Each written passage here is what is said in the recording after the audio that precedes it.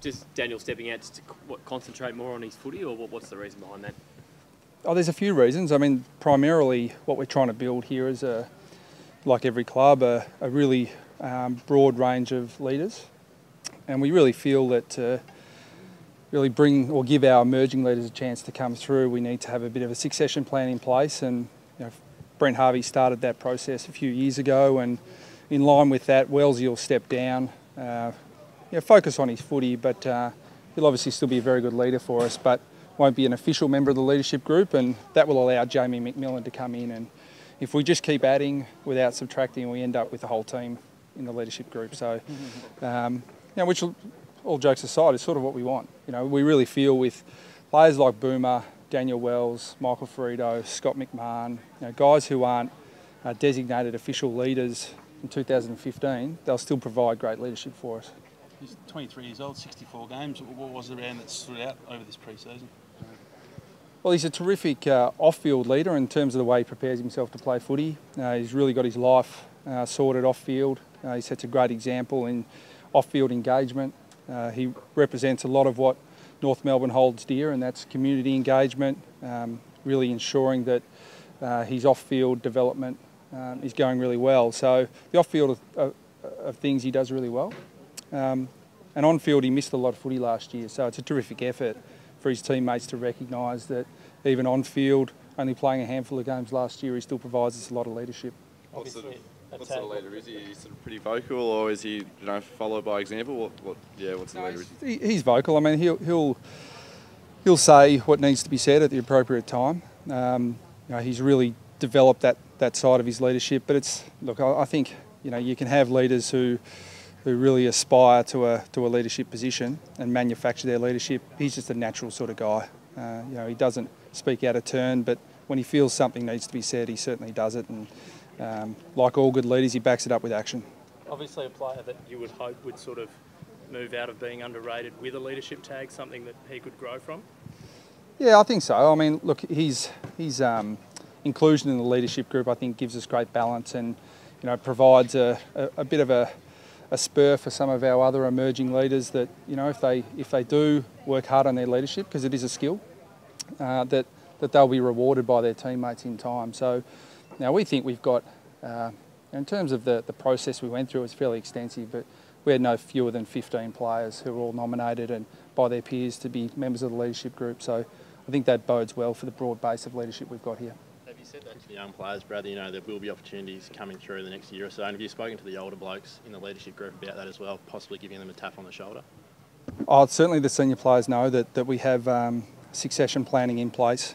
And we're not just saying that. I mean, we're showing that with our actions with Boomer, still arguably one of our best leaders, and Daniel Wells the same. So I think it's really important that those guys support the emerging leaders coming through, and the young guys know that if they keep developing, that they'll get opportunities.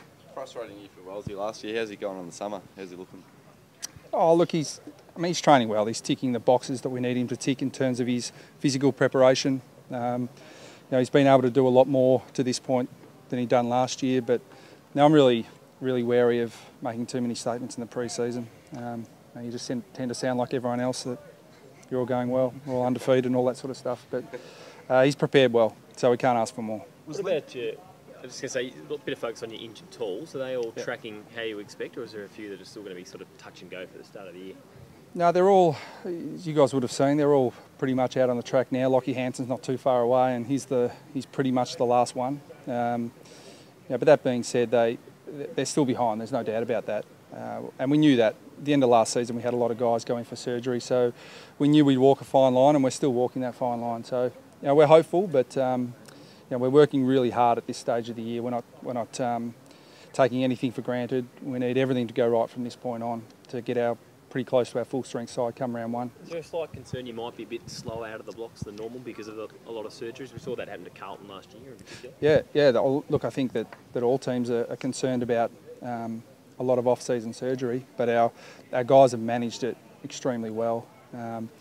Look, we're ahead of where I thought we'd be in terms of player availability, but you can get sucked in sometimes to having a player medically cleared to play and their preparation hasn't been good enough. So we've still got some work to do, but I think the depth of the squad should give us a little bit more comfort, but we know we're going to have to be at our best because we've got a pretty tough start to the year. Are any of the new guys on track for the first NAB, like Jared Waite, Higgins, etc.? Yeah, it'll be a really interesting selection. I mean, we've got 29 players that we can choose in the squad, so I think they'd be pushing for selection. We've got some young guys who we want to have a look at in the NAB Cup as well. So probably pre-Christmas we didn't think we'd have too much of a problem picking 29 in the squad, but now there's some genuine competition, so that's a good thing. But yeah, I'd really like to see some of the new guys play early on, but that'll be up to them the way they perform. Does that new guys group include the first-year draftees as well? Yeah.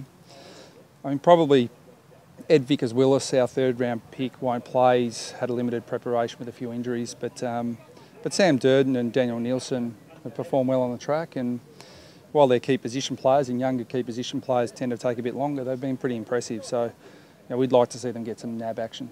Sean Higgins sort of played all over the shop of the Doggies. Where do you sort of see him in your best side this year? Yet to be determined. He's done a lot of his work through the midfield in the pre-season, and he's been impressive with his application to training. So we tend to see him as more of a midfielder at this point, but I'm hopeful the NAB challenge will sort that out. Jared Waite's obviously, with his physical condition over the last 7 years, has been well documented. Is there sort of a target of games that in your mind would be a good pass? Like, 15 or 16 games, would you be happy with that kind of thing? 24 or 25 would be better. No, we're not. Look, he's had an injury-free pre-season. We've worked really hard on strengthening some areas of his body that have let him down in the past. So, we think he'll get himself right to go round one, and then, if he's playing well, play every week. That's our attitude at this stage. Scott Thompson and Lindsay Thomas, Brad, how are they tracking? Are they going to play NAB Challenge at all? Or? Oh, look, we won't be able to stop Lindsay playing round one. It's in Port Lincoln, his hometown, so he'll front up even if we don't pick him, I reckon. And that's been a great carrot for him because he's had an interrupted pre-season, but he's trained really well the last couple of weeks. And Scotty Thompson, he'll be medically clear to play. It's whether we decide to play him or not. Sam Wright and Robbie Nahas had hits in training the week. How are they pulled up? Yeah, friendly fire. I mean, it's always a bit of a challenge in the pre-season. You want some intensity at training, but you don't like to see contact injuries either. But no, they'll both be fine, fairly minor. We'll look up. They've had reasonable preparation, Sam in particular. So we'll wrap them up for the next week or so and then roll them out for NAB 1. Brad, can I just get a comment on just the Essendon situation? A few coaches have come out in the last week, been pretty strong on their thoughts on the first round. Now, what are your thoughts on it? Oh, look, those coaches are more than welcome to their opinion, obviously, but I'd prefer to leave the Essendon scenario right alone. I've got enough to worry about at North. Thanks, Brad. Thanks, ladies and gents.